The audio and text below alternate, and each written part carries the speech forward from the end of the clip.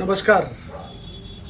आप सभी को तुलसीदास जयंती की बहुत बहुत शुभकामनाएं, बधाइयाँ। तुलसीदास केवल कवि नहीं थे, इसलिए उनको संत कहा गया है। श्री रामचरितमानस हमने एक ऐसा ग्रंथ तुलसीदास जी के माध्यम से पाया जिसके बारे में ज़्यादा विस्तार से कहने की आवश्यकता नहीं। लेकिन तुलसी के जीवन की एक बहुत महत्वपूर्ण बात यह है कि तुलसीदास ने केवल रामचरितमानस नहीं लिखी, ऐसे 23 ग्रंथ लिखे हैं। उसमें से हनुमान साठीसा, हनुमान चालीसा, हनुमान बाहुक, ऐसे कई सारे ऐसे अलग अलग कविताएं हैं, चौपाइयाँ हैं, छंद हैं जो तुलसीदास से जुड़े हैं।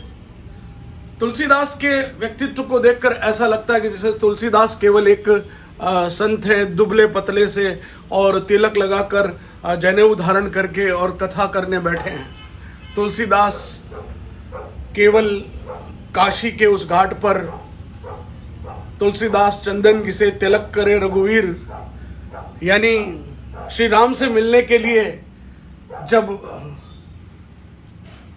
वो लालायित थे, उनको साक्षात दर्शन हुए, उनको हनुमान के भी दर्शन हुए।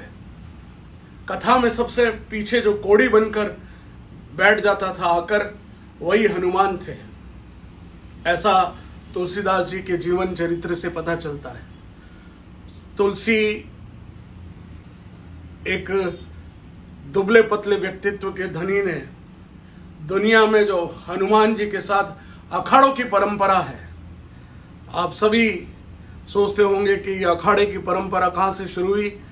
मुगलों के अत्याचार के विरोध में उस समय तुलसीदास ने अखाड़ों की परंपरा का प्रारंभ किया। वहाँ हनुमान जी की भक्ति और उपासना तुलसीदास जी ने काशी में प्रारंभ की।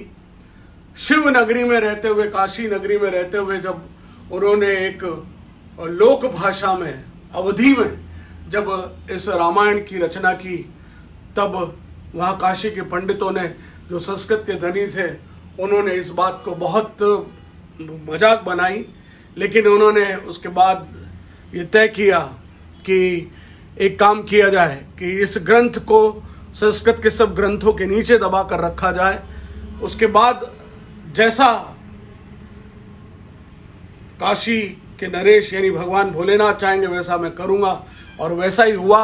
उन्होंने अपने रामायण को जब नीचे रखा और दरवाज़ा बंद कर दिया गया, तब देखा कि रामचरितमानस फिर उन सब ग्रंथों के ऊपर पड़ी हुई दिखी। ये इस बात का द्योतक है कि भगवान शिव स्वयं कंठ में राम नाम को धारण करते हैं। आज तुलसीदास जयंती के अवसर पर हम उनके इस रामायण को केवल पूजा का हिस्सा न बनाकर हम उनको घरों में बच्चों को पढ़ाएं, उसका गायन करें। इतना ही आपसे निवेदन। बहुत बहुत धन्यवाद।